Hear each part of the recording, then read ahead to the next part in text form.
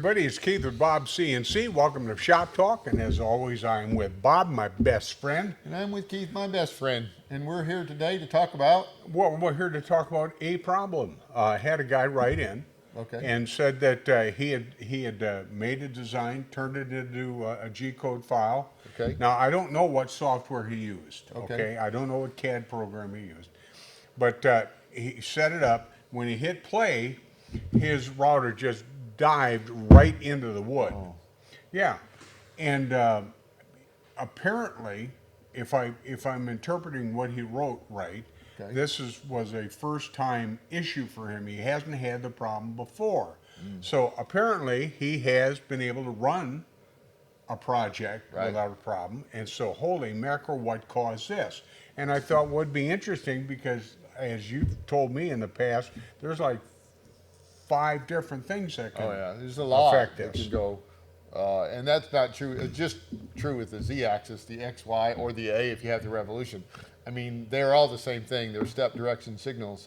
So let's see if we could put it in some categories. So I think the first one would be your G-code file, or what you actually commanded the machine to do. Okay. Right. But now, generally speaking, well, generally for me, it'd be absolutely all the time. I don't tell the machine to do anything because I'm absolutely a software dependent. Yeah, well, I mean, when you jog the machine, you tell it to go. When you Right. zero the machine, you tell it that's the new zero. Right. So, Well, I don't think he had a problem though. I think he went through the zeroing process right. and set his workpiece. But Yeah. Well, I mean, it could be, but I mean, if we're going to break it down into categories, Okay. it could be that setup issue or the G code. It could also be something in the software or the hardware, or the firmware. So that electrical, mechanical, something's not working right. Okay. And from there, you'd have to say that the worst one that you could possibly have is the electrical interference. Right, so I mean, And that's worse because it's just hard to find. Okay. So let's just kind of walk through those if you want to. So the first one would be like, the G code, you could have modified it, and G.5 and G5 look a lot the same on the computer. That little decimal place, I mean, changes everything, right? So it's going to try to move 5 inches versus a half an inch, right? If you're in inches, right? So that could be it. Like, you were editing and you did something that you didn't know. Not setting your zeros in the right spot, home the machine and maybe you forgot to set a zero would also make the machine go where it's not. To be a little bit more specific, now like you're talking about setting your workpiece zero. Yeah. If you're using Vectric software, when you set your Z, you can either set it to, and this is in the design mode and when you're setting up your tool paths, you can set your Z on top of the workpiece or you can set your Z on the bottom. And when I first read this, I thought, I wonder if he did that by mistake. Yeah. And so the machine thinking it was supposed to be up here was actually down the thickness of the material. Absolutely. Another thing that can happen is the firmware gets changed. If you connected it to a different sender that is proprietary, they may change that firmware for you, and then it doesn't act like so. 1/2 inch actually moves it 2 inches. So you may say it's moving a 1/2 inch, but because of the $ values or the stepper revolution set in the firmware, it's different. So so the firmware could change. Accidentally. Playing in the setup wizard in UGS, if you don't know what you're doing, can actually change your firmware and no, I hit cancel. Well, sometimes it changes it anyway. Or hooking to easel used to change your firmware. I've been told it doesn't anymore, so I'll take what I've heard on that. So, but either way, it could be that. I mean, change your firmware. It could be something mechanical as well, although this particular one is probably not.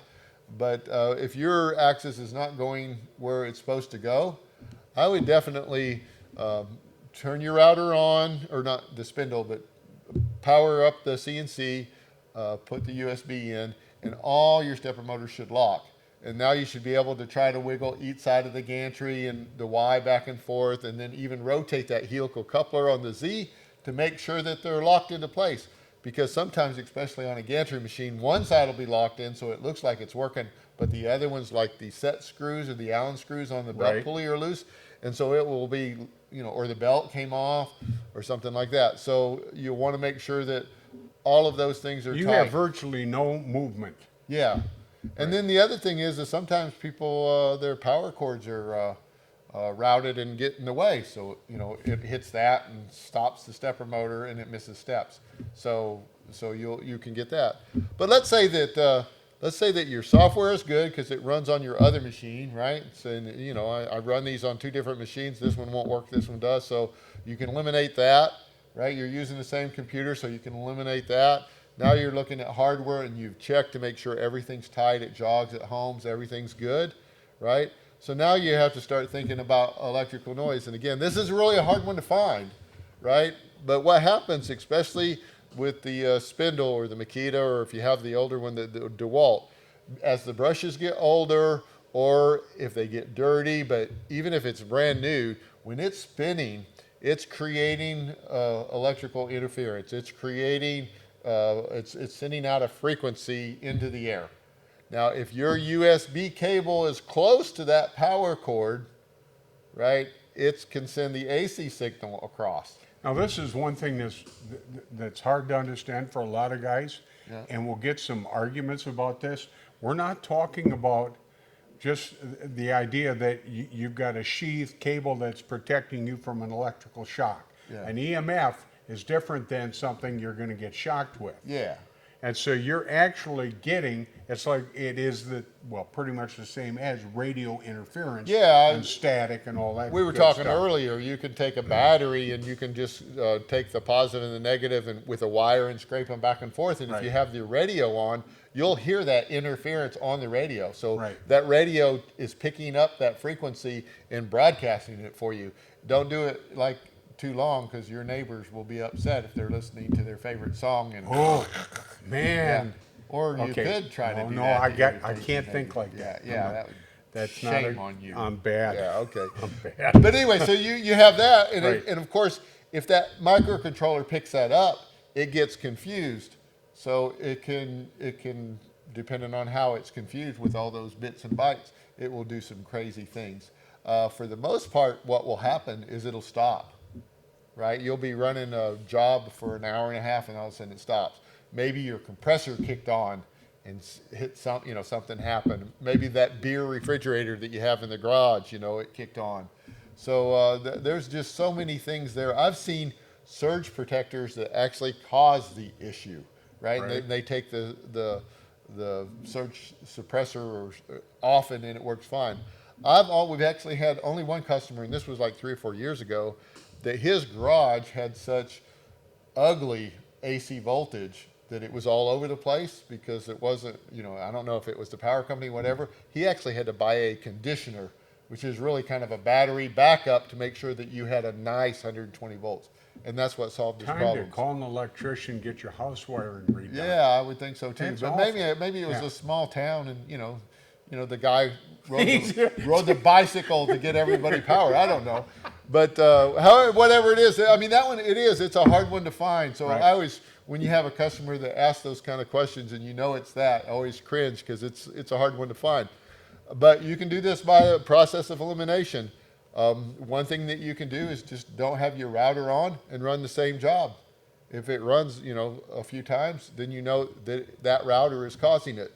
Another thing is that can cause that we found out here a couple years ago is the dust collector system, just static electricity. Yeah, that was awful. Bumping up against something, and then all we did was really is kept the hose away from our servo motor and boom, problem solved. Yep. So yeah, it can be hard to find, but those are the type of things that you need to look for.